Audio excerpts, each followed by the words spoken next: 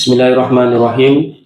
Assalamualaikum warahmatullahi wabarakatuh. Salam sejahtera, salam Malaysia Madani, salam Jabatan Pendidikan Melaka, Pendidikan Berkualiti, Insan Terdidik, Negara Sejahtera, #Tim JPN Melaka.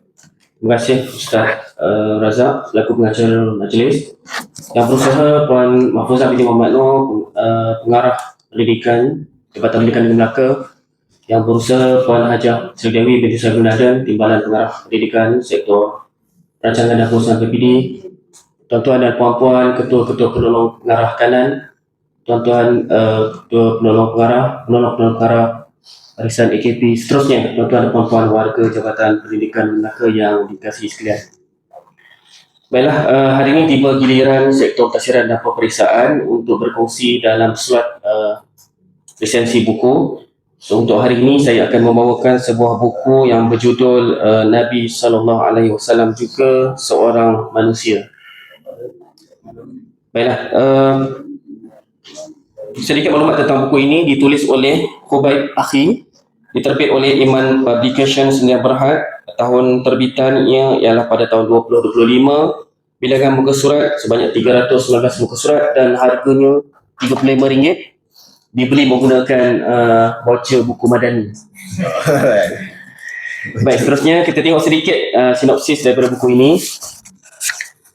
Buku Nabi SAW juga merupakan seorang manusia. Karya Khubaib Akhi ini mengajak pembaca memahami Rasulullah sebagai insan yang melalui pelbagai emosi, ujian dan tekanan hidup, namun menanganinya dengan iman dan akhlak yang unggul.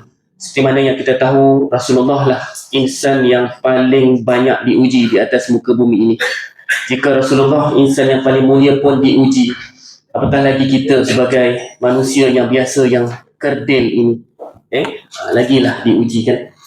Melalui pendekatan sirah-sirah baginda di dalam buku ini, penulis membetulkan tanggapan bahawa baginda terlalu sempurna untuk diteladani. Sebaliknya, menegaskan bahawa kekuatan sebenar Rasulullah adalah terletak pada cara baginda menghadapi kelemahan dan cabaran sebagai manusia.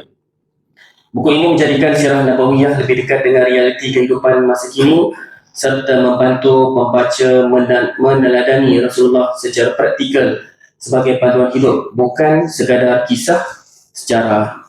Baik, seterusnya sisi kemanusiaan Rasulullah seperti mana yang digariskan oleh penulis dalam buku ini.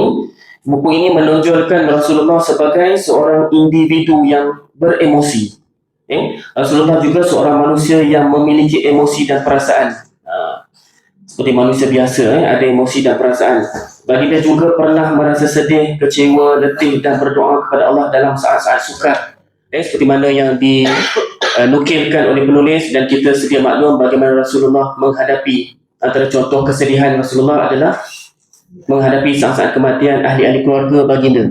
Kita pun tidak diuji sehebat itu. Bagaimana Rasulullah kehilangan ibunya di waktu kecil, seterusnya datuknya, bapa saudaranya Abu Talib, isteri tercinta Sayyidatina Khadijah, dan Rasulullah juga kehilangan keenam orang anaknya. Ini sesuatu ujian yang bagi kita mungkin tak sampai tahap itulah kita diuji. Tapi Rasulullah diuji sehebat itu. Yang kedua, Rasulullah seorang pemimpin yang diuji. Baginda menghadapi berbagai ujian seperti penolakan, penghinaan dan tekanan dalam menyampaikan dakwah. Pernah satu ketika Rasulullah dijemput untuk menyampaikan dakwah kepada satu golongan, dan Rasulullah menghantar para sahabat untuk menyampaikan dakwah. Namun apabila mereka tiba di tempat tersebut, mereka telah pun dibunuh. Rupa-rupanya jemputan itu hanyalah bersifat kata apa? Macam helah lah, helah untuk membunuh Nabi sebenarnya. Seorang pemimpin yang banyak diuji. Seterusnya manusia biasa. Rasulullah juga adalah manusia biasa. Semua cabaran dihadapi dengan kesabaran, kebijaksanaan dan akhlak yang mulia. Inilah yang patut kita contohi. Setiap ujian yang kita hadapi sudah tentu ada hikmah di sebaliknya. Ada sesuatu yang Allah nak sampaikan kepada kita. Kita mengambil contoh bagaimana Rasulullah menangani segala cabaran yang berlaku pada diri baginda. Kekuatan sebenar Rasulullah terletak pada cara baginda mengurus ujian hidup sebagai seorang manusia. Rasulullah adalah manusia biasa, bukannya malaikat.